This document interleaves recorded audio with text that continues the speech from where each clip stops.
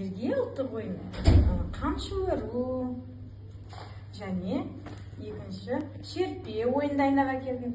Және мынадай ойындар түстеріне қарап бірдей тауып ал ойындарды дайындап әкелдім. Және шертпе ойын дайындап әкелдім.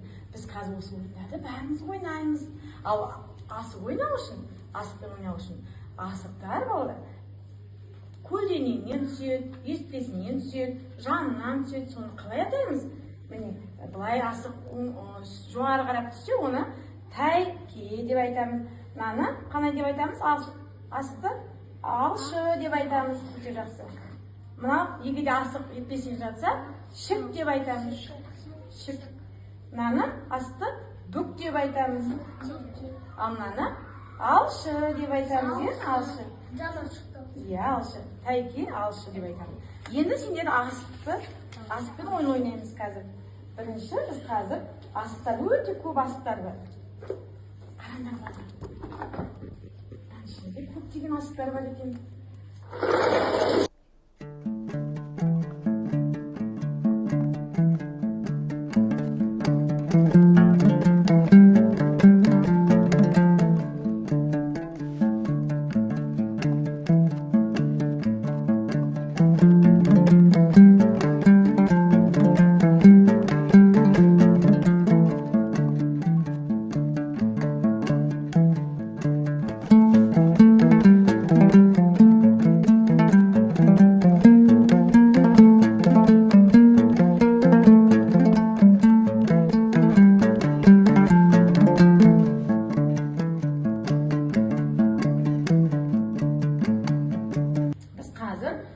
Шыр ойын ойнаймыз. Шыр ойыны деген қазақ халқының ұлттық ойыны.